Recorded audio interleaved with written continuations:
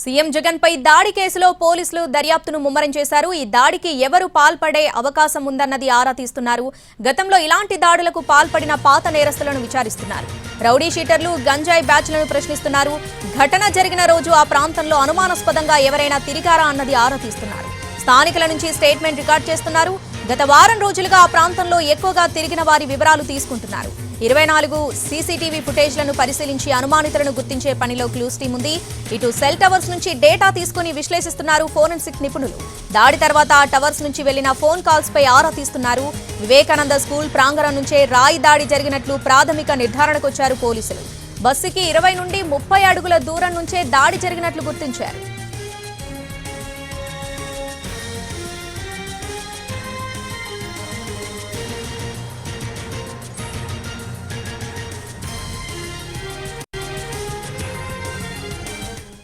CM Jagan పై దాడి కేసులో పోలీసులు దర్యాప్తును ముమ్మరం చేశారు. పూర్తి అప్డేట్స్ మా ప్రతినిధి పిఎంఆర్ చంద్రశేఖర్ లైవ్ లో అందిస్తారు. చంద్రశేఖర్, దర్యాప్తు ఎంతవరకు వచ్చింది? ఎవరైనా అనుమానితులను గుర్తించారా? డీటెయిల్స్ ఏంటి?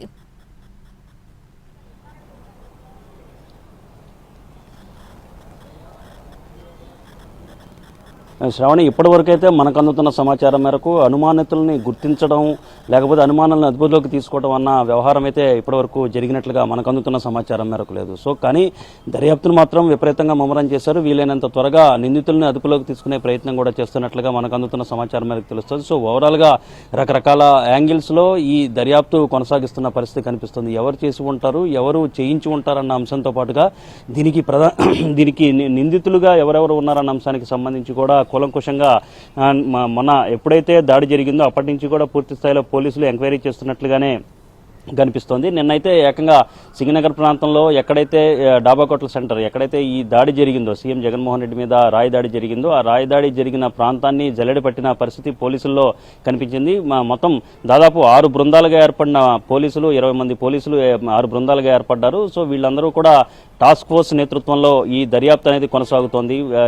దాదాపు ప్రతి ఇంటికి, ఆ సమీపంలో ఉన్న ప్రతి ఇంటికి, అలాగే ప్రతి షాప్కి, టీ బంకులకి, అలాగే టిఫిన్ సెంటర్లకి, వీటన్నిటికీ తిరిగి అక్కడ అనుమానితులు ఎవరన్నా కనిపించారన్న అంశానికి సంబంధించి ఆరా తీసే ప్రయత్నం చేస్తున్నారు. దీంతో పాటు అంటే క్షేత్రస్థాయిలో ఫీల్డ్ విజిట్స్కి వెళ్లి ఈ రకమైన సమాచారాన్ని ఆరా తీసే వ్యవహారం ఒకటైతే, రెండోది టెక్నికల్ సాయంతో కూడా కొంత నిందితుల్ని గుర్తించే ప్రయత్నం చేస్తున్నట్లుగా మనకు అందుతున్న సమాచారం మనకు తెలుస్తుంది. ఒకటి విజువల్ అనలైజేషన్, విజువల్స్కి సంబంధించి జగన్మోహన్ రెడ్డి మీద రాయదాడి జరిగిన నేపథ్యంలో అక్కడ ఎటువంటి పరిస్థితులు ఉన్నాయి, దానికి సంబంధించిన విజువల్స్ కొన్ని బయటకు వచ్చాయి. మీడియాలో కావచ్చు, సోషల్ మీడియాలో కావచ్చు, కొన్ని తిరుగుతున్నాయి. ఆ సోషల్ మీడియాలో వచ్చిన విజువల్స్ను, అలాగే మీడియాలో వచ్చిన విజువల్స్ను కొన్ని పార్టీ కూడా అధికారికంగా కొన్ని విజువల్స్ను విడుదల చేసింది. వీటన్నిటిని విశ్లేషించే ప్రయత్నం ఒకటి జరుగుతున్నట్లుగా మనకు అందుతున్న సమాచారం మనకు తెలుస్తుంది. అలాగే సెల్ ఫోన్ డేటాకు సంబంధించిన విశ్లేషణ కూడా చేస్తున్న సూచనలు చాలా స్పష్టంగా కనిపిస్తున్నాయి. రాయి దాడికి ముందు, రాయి దాడి తరువాత ఎవరెవరు కదలికలు ఏ విధంగా ఉన్నాయి, అలాగే వాళ్ళ సెల్ ఫోన్లలో ఎవరెవరైనా సంప్రదింపులు జరిపారు, ఎక్కడన్నా కొంచెం